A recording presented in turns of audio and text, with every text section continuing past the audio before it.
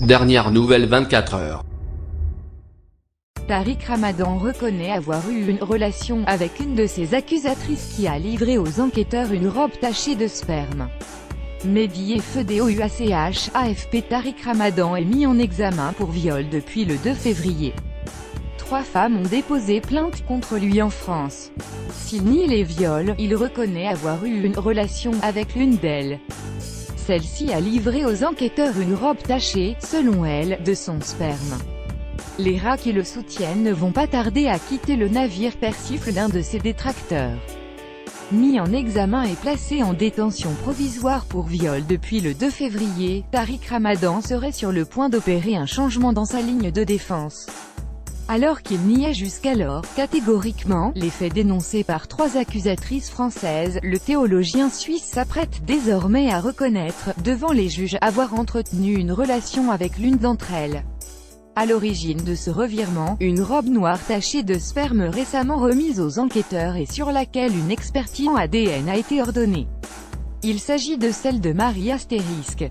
Originaire du Nord, cette quadragénaire affirme avoir subi une dizaine de viols, entre février 2013 et juin 2014, après être tombée sous l'emprise du prédicateur religieux. La plaignante a également transmis plusieurs enregistrements audio dans lesquels le prédicateur évoque, de façon très crue, les relations sexuelles qu'il fantasme sur elle. Il allait donc devenir difficile pour lui de nier l'existence de cette relation. La cagnotte pour sa défense clôturée dans la nuit, Tariq Ramadan ne conteste pas avoir eu une relation avec elle, mais ce n'est pas la relation qu'elle a décrite, démine, ce jeudi, auprès de 20 minutes, Emmanuel Marcini, son avocat.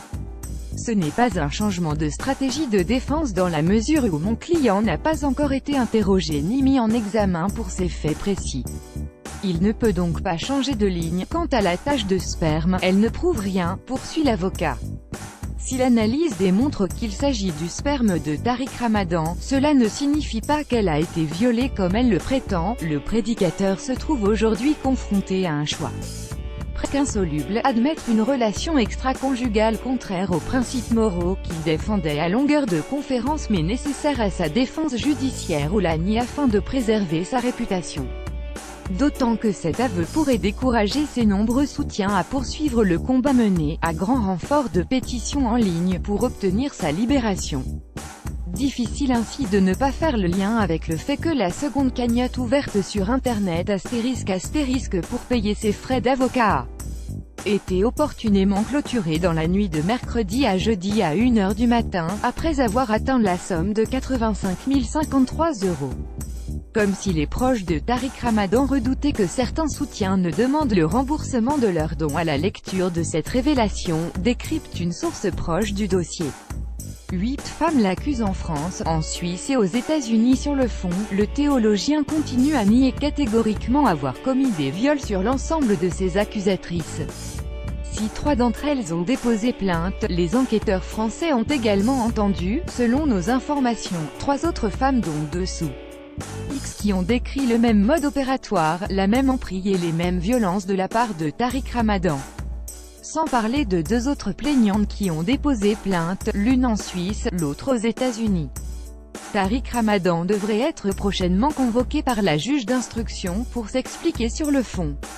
Interrogé brièvement lors de sa mise en examen sur la multiplicité des témoignages des femmes qui l'accusaient et la concordance de leurs récits, il avait simplement rétorqué « Je ne me l'explique pas ». Selon l'expert, il est atteint par une sclérose en plaques. Emmanuel Marcini, lui, préfère relever les incohérences et les invraisemblances dans les récits de 3 femmes qui ont déposé plainte en France et qui ont, depuis, été mises à jour, selon lui, par les enquêteurs.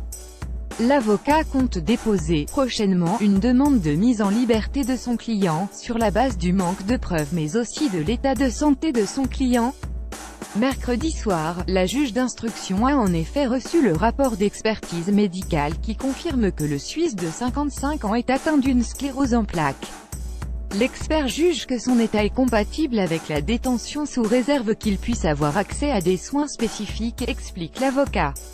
Et je ne suis pas sûr que l'administration pénitentiaire puisse lui permettre de recevoir ces soins. Ce rapport médical, que 20 minutes a pu consulter, recommande un suivi neurologique et psychothérapique ainsi que 4 séances de kinésithérapie par semaine pour un entraînement à l'effort.